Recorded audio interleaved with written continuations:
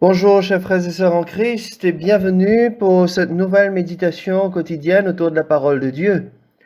Et en ce beau matin, nous méditons l'Évangile selon saint Matthieu, au chapitre 6, les versets 7 à 15. En ce temps-là, Jésus disait à ses disciples, « Lorsque vous priez, ne rabâchez pas comme les païens. Ils s'imaginent qu'à force de paroles, ils seront exaucés. Ne les imitez donc pas, car votre Père sait de quoi vous avez besoin, avant même que vous l'ayez demandé. Vous donc priez ainsi. Notre Père qui es aux cieux, que ton nom soit sanctifié, que ton règne vienne, que ta volonté soit faite sur la terre comme au ciel.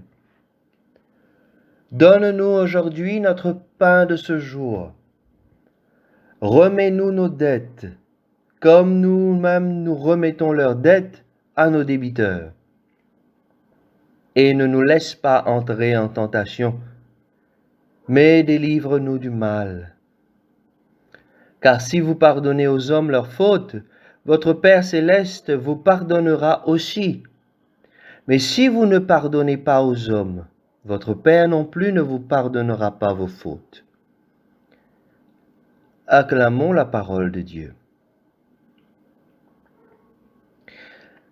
Chers amis en Christ, je crois qu'il est bien important de porter attention à ces lectures que nous faisons quotidiennement autour de la parole de Dieu, encore plus en ce temps de carême.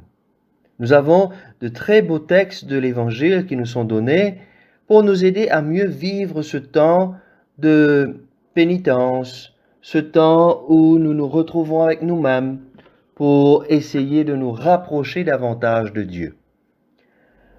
La dernière fois que nous avons médité ce texte de saint Matthieu autour du Notre Père, nous avons longuement abordé le thème paternel, la figure paternelle de Dieu.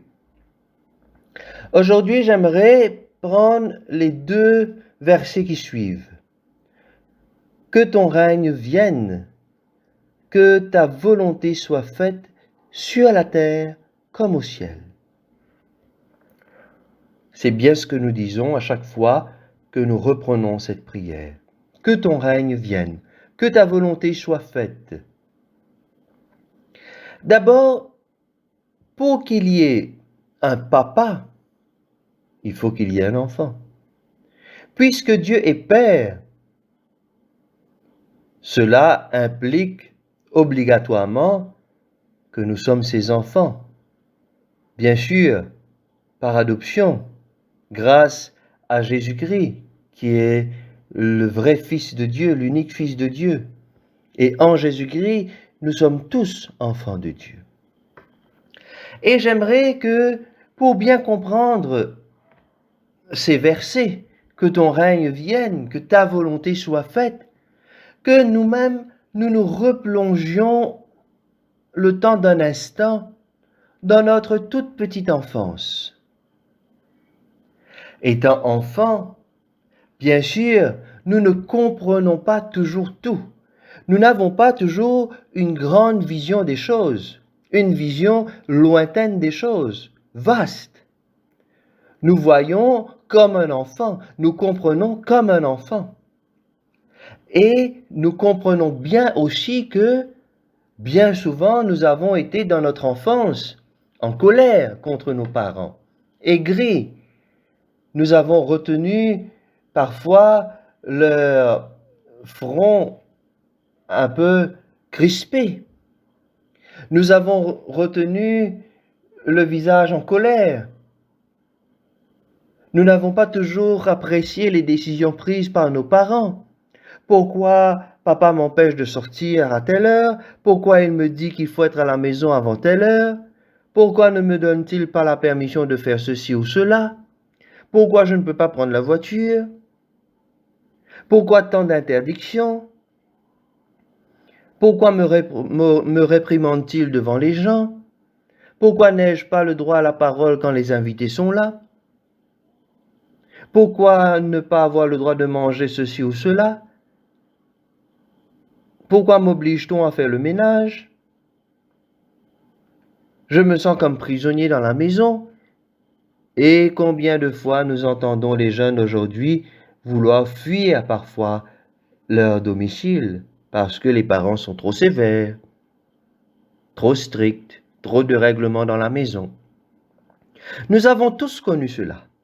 Et pourtant, en grandissant, nous comprenons que, eh bien, c'était pour notre bien. Quand papa disait ceci ou cela, avant tout, il pensait à mon bien. Oui, à 5 ans, je voulais jouer avec le couteau. Il m'en empêchait et je pleurais. Mais aujourd'hui, je fais la même chose avec mon enfant. Et même s'il pleure, même s'il ne comprend pas, et parfois même, je suis prêt à lui donner une petite fessée s'il le faut. Mais c'est pour son bien. L'enfant ne comprend pas tout. L'enfant n'a pas une vision large des choses. C'est pour cela que les parents sont là. J'ai envie de dire qu'avec Dieu, c'est un peu la même chose. Nous ne comprenons pas tout parce que nous n'avons pas une large vision des choses. Nous voyons que ce qui est à notre portée.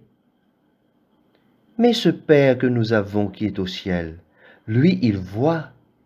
Lui, il voit le danger devant.